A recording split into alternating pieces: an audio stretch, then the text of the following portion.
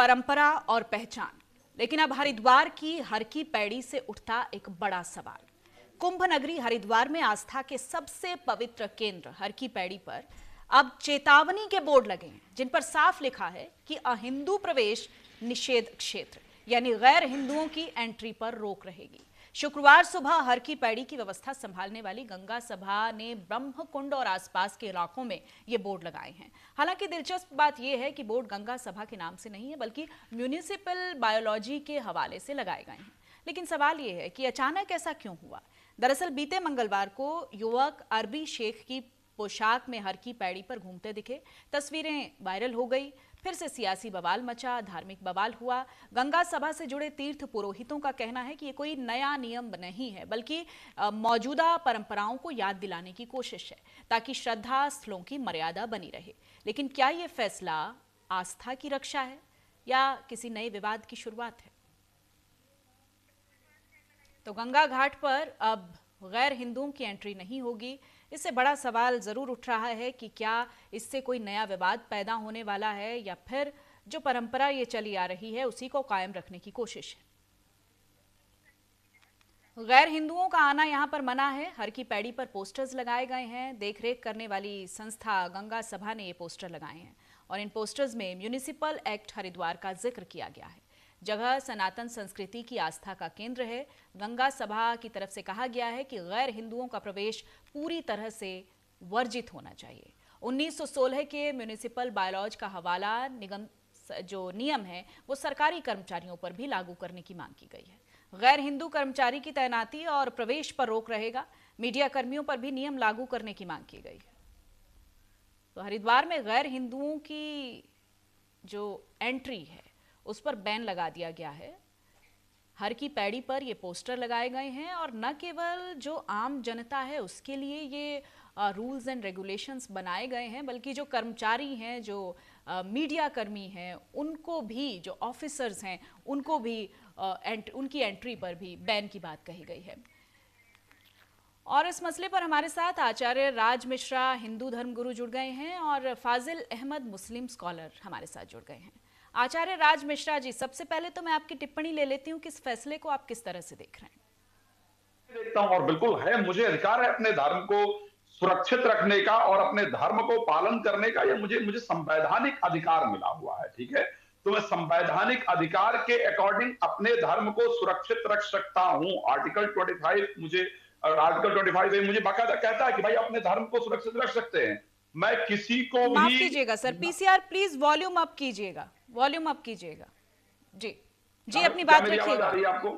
Yes जी। तो मेरे दृष्टि से ये बिल्कुल सही है और ये होना ही चाहिए और ये महत्वपूर्ण है। भारत के अंतर्गत किस प्रकार सनातन धर्म को नुकसान करने के लिए, अभी मैं आज ही की न्यूज पढ़ रहा था, आज की या शायद कल की न्यूज है, एक गुरुद्वारे के अंतर्गत पवित्र स्थान पर एक व्यक्ति जाता है और वहां पर जाकर के थूकता है, वजू करता है, पैर धोता है, फिर वहां वीडियो बनाता है और वहां से वापस आता है। अगर वहां पर उसके जाने पर पाबंदी होती तो शायद गुरुद्वारे की हमारी पवित्रता जो है वो बनी रहती। इसी प्रकार आप सब लोगों ने देखा होगा, अभी ऑपरेशन कालनेमी चलाया गया था उत्तराखंड के अंतर्गत। कितने लोग हैं मुस्लिम बने हुए हैं, साधु, बांग्लादेशी रोहिंग्या साधु बने हुए हैं, मुस्लिम बने हुए हैं, फिर वही जाते हैं, कहीं कुछ खाते हैं, उल्टा सीधा करते हैं, फिर बदनाम कौन होता है? सनातन धर्म का साधु बदनाम होता है। अरे ये लोग जो थूकने वाले, जूस में पता नहीं क्या क्या करने वाले, उल्टी सीधी हरकतें करने वाले, हरिद्वार की महत्ता सनातन से है और अगर कोई सनातन को मानने वाला है, हिंदुज्म को फॉलो करने वाला है, देन वो वहां पर जाए। वहां बिना आस्था कोई ऐसा तो है नहीं कि कोई वहां घूमने का कोई स्पॉट है, पिकनिक स्पॉट तो है नहीं हरिद्वार। हरिद्वार धार्मिक स्पॉट है। तो अगर आपके अंदर धर्म है, और धार्मिक तभी अगर सनातन धर्म को आप मानते हैं तो आप जाइए। घूमने के और ब्लॉगिंग करने के लिए मुझे लगता है कि हरिद्वार की आवश्यकता नहीं है। तो इसलिए ये बिल्कुल मेरे हिसाब से इस डिसीजन में कोई प्रॉब्लम नहीं है। इस प्रकार के डिसीजन अभी हरिद्वार में लिए गए हैं, अदर भी जो प्लेसेस हैं वहां इस प्रकार के डिसीजन लिए जाने चाहिए। एक और रीजन होना चाहिए। सच्चाई है, क्या होता है, हम धर्म को नहीं मानते हैं, सनातन के कट्टर विरोध में हैं, लेकिन वहां हम माला बेचेंगे, वहां हम सामान बेचेंगे, वहां हम अपनी दुकानें लगाएंगे।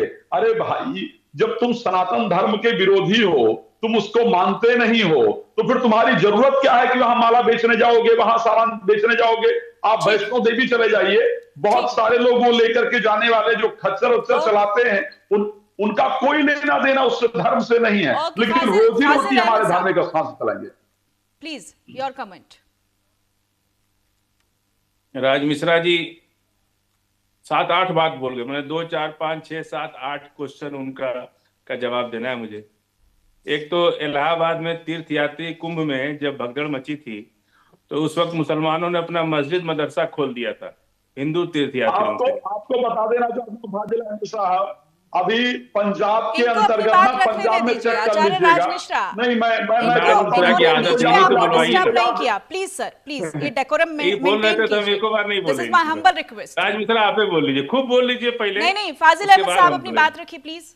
देखिए अच्छा नहीं लगता है ना, हम लोग कोई पाकिस्तानी थोड़े हैं, सबको एक दूसरे की बात का सुनने का अधिकार है। चलिए अपनी बात रखिए, वक्त जाया मत कीजिए। फिर इनको ठीक है फाजिल अहमद साहब, मिलता खा लेते हैं। प्लीज आप उनके सवालों के जवाब देने वाले थे, प्लीज एक एक करके बात कीजिए अपनी। देखिए इलाहाबाद में मुसलमानों ने जब कुंभ तीर्थ में भगदड़ मची थी, उस वक्त अपने मस्जिद मदरसे खोल दिए थे, घर भी अपने खोल दिए थे, तो उस वक्त कोई आपत्ति नहीं थी, नंबर 1 बात।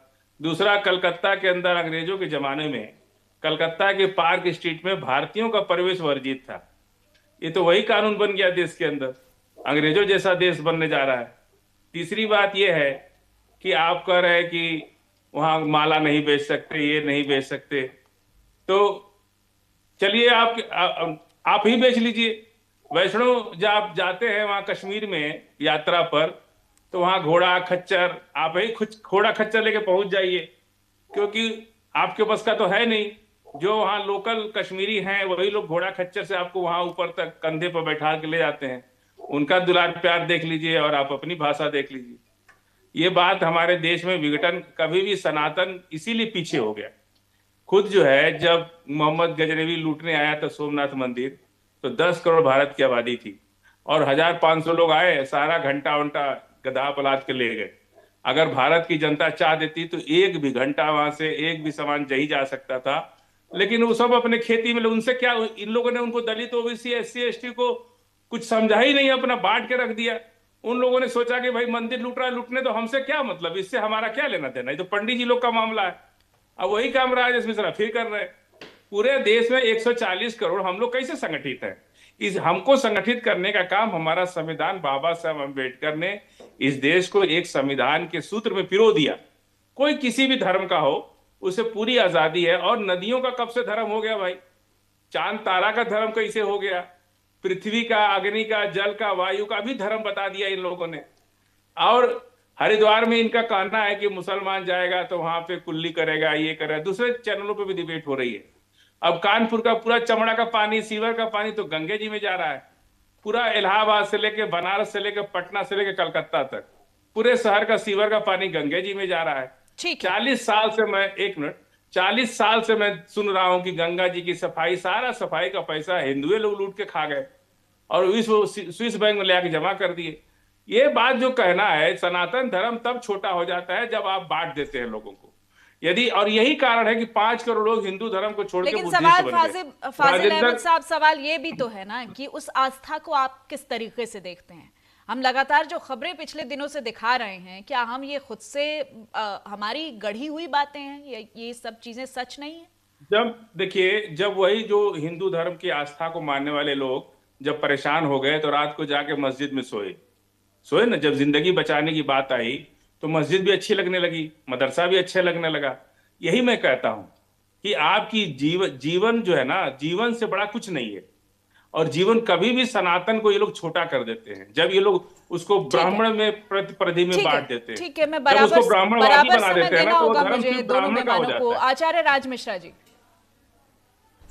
मुझे लगता है कि फाजिल अहमद एक वो आता है, हमारे यहाँ एक गांव में एक कहानी कहते हैं कि भादों में अंधे हुए भैंसे को हरियाली के अलावा और कुछ दिखता ही नहीं है। ठीक है, तो मुझे लगता है कि फाजिल अहमद साहब को इससे ज्यादा कुछ, अब गिना देता हूं, एक एक करके गिना देता हूं। मस्जिद हमारे उन्होंने दिया। आपको याद दिला दूं फाजिल अहमद साहब, पंजाब के फतेहगढ़ साहिब जिला को उठा करके पढ़ लीजिएगा। एक 75 वर्षीय महिला ने अपनी जमीन दान कर दी है, सिख महिला ने, मस्जिद बनाने के लिए। ऐसे तो ढेरों एग्जाम्पल्स हैं, ऐसे ढेरों एग्जाम्पल्स हैं, हिंदू में भी है, मुसलमान में भी है। देखिए मजहब तो कोई भी। सोनल जी मैं रिक्वेस्ट करूंगा प्लीज मुझे सुन आप तो लीजिए। प्लीज आप आज हरिद्वार के मुद्दे पर रहिए। ये एग्जाम्पल्स हम गिनाते हैं, अगर फाजिल अहमद साहब गिनाने लगेंगे तो ये फहरिस्त बहुत लंबी जाने वाली है। किस पर तो फिर आप क्यों नहीं जा रहे थे भाई? तो आप फाजिल अहमद जी को क्यों नहीं रोक रहे थे कि जब वो कह रहे थे नहीं जी वो पैसे खा गए, वहां खा गए, वहां पर वो रुक रहा था? इस फैसले को आप लोग किस तरीके से देखते हैं आचार्य राज मिश्रा? आज हम इस पर डिबेट कर रहे हैं। मेरे दृष्टि से सुन लीजिए, सनातन को हमें संरक्षित करने का हमारा अधिकार है। अपने तीर्थ स्थानों पर हम क्या नियम चाहते हैं वो हमारा अधिकार है। एक बात बता दो, आप अभी थोड़े दिन पहले दिवाली आई थी, बकरीद पर जब चर्चा होती है तो क्या वहां मीडिया कर्मियों को और ऑफिसर्स को भी नहीं घुसने देंगे आप लोग? कि जिसको सनातन में अधिकार, जिसको सनातन में भरोसा है, जिसको सनातन पर ये कैसे तय होगा आचार्य राज मिश्रा जी? कैसे तय होगा? मुझे एक मिनट, आई एम सॉरी, मुझे मक्का जाना है, मुझे मक्का मदीना जाना है, आप भेजिए, मैं जा पाऊंगा? मैं हिंदू हूं, जाने देंगे आप मुझे? अगर आपकी आस्था है तो आप जाइए। नहीं, ओके, आप जा सकती हैं मक्का मदीना, मुझे बताइए। स्मृति ईरानी गई थी अभी, मुझे स्मृति ईरानी गई थी। सुन लीजिए, मोदी जी कई बार जा चुके, जो वहां के मोदी जी जा चुके, मक्का में मोदी जी कब जा चुके हैं भाई? अपनी थोड़ी यात्रा कई बार जा चुके, क्या बात कर रहे हैं भाई? अंदर तक मक्का के अंदर एक नॉर्मल हिंदू को, एक नॉर्मल हिंदू व्यक्ति को मक्का के अंदर जाने का अधिकार नहीं है, ठीक है? एक नॉर्मल हिंदू को, सुन लीजिए, एक नॉर्मल हिंदू को मक्का जाने का अधिकार नहीं है, किसी को किसी से छुपा हुआ नहीं है। समझ में आया? तो सबसे पहले इस प्रकार की बातें, ये सब सिर्फ फालतू की नौटंकियां हैं और कुछ नहीं है। हमें भी अपने सनातन के हिसाब से, चाहे मीडिया कर्मी हो, चाहे कोई कर्मचारी हो, चाहे कोई भी व्यक्ति हो, मुझे वहां थूकने वालों को, तो आप लोगों ने देखा, मतलब थूकने वालों को, पता नहीं यूरिन डालने वालों को, जूस वालों में, मैं क्या समझू कि भाई मेरा नहीं। आचार्य राज मिश्रा जी, आप तो धार्मिक परंपरा से जुड़े हुए हैं। मैं सिर्फ एक सिंपल सा सवाल करना चाहती हूँ, दोनों से ही मेरा सवाल है कि आस्था का पैमाना क्या है? आस्था का पैमाना क्या है? जिसके अंदर हो सर्वे भवन्तु सुखिनः, सर्वे कैसे तय होगा? सर्वे भद्राणि पश्यन्तु मा। हाँ, आस्था का पैमाना इससे तय होगा ना कि अगर वो सनातन को मानता है, सनातन के रूल को फॉलो करता है। सर्वे भवन्तु सुखिनः की बात कौन करता है भाई? सिर्फ सनातन करता है या कोई और करता है? कोई और करता है? सिर्फ सनातन धर्म ही सर्वे भवन्तु सुखिनः की बात करता है। अगर धर्म के अंतर्गत मूर्ति पूजक दुश्मन है, ये बाकायदा लिखा हुआ है। अगर किसी को चाहिए तो मैं कोट कर सकता हूं ग्रंथों के, जो कहां पर क्या लिखा हुआ है। समझ में आया? तो सनातन धर्म सिर्फ सर्वे भवन्तु सुखिनः की बात करता है, अगर कोई धर्म बात ही नहीं करता है। चाहे मैं क्रिश्चियनिटी को उठा करके देख लूं, चाहे मुस्लिम को उठा करके देख लूं, तो फिर धर्म की पैमाना इसी से होगी। देखिए सोनम जी, इतना नफरत लेकर के अगर आप किसी धर्म को आगे नहीं बढ़ा सकते, हमारे नबी पे तो लोग पत्थर मारते थे, सुनिए। और हरिद्वार के, लेकिन उन उदाहरणों से भी हम इनकार नहीं कर सकते हैं। हरिद्वार के, जो पिछले दिनों तस्वीरें सामने आई हैं, देखिए सवाल उठने तो लाजमी है। कहाँ गिरता है? सुनिए मेरी बात सोनम जी, हरिद्वार के सीवर का पानी कहाँ गिरता है? गंगा जी में न जाता है। और 40 साल से तो हम सुन रहे हैं कि हिंदुए लोग पैसा खा रहे हैं गंगा सफाई। पैसे खाने का एक अलग मसला है ना, उस पर भी हम डिबेट कर लेंगे। ठीक है, भ्रष्टाचारी पर भी बात कर लेंगे। अभी आप इसी पर रहिए ना। चले गए, सुन लीजिए, अरब, मस्कत, बहरीन, कहाँ चले गए। हम तो अपने देश के इलाहाबाद की बात कर रहे हैं कि इलाहाबाद में ऐसा हुआ। जब जान पे आती है ना, तब मुसलमान भी अच्छा लगता है, ऐसा कुछ नहीं है। और जब जान पे आती है कभी भी, सुन लीजिए एक मिनट, सर्वे भवन्ति सुखिनः कह रहे, और दलितों को आग, अभी मेरठ में जिंदा जला दिए। एक दलित को बलात्कार करके उसकी मां की हत्या कर दिए।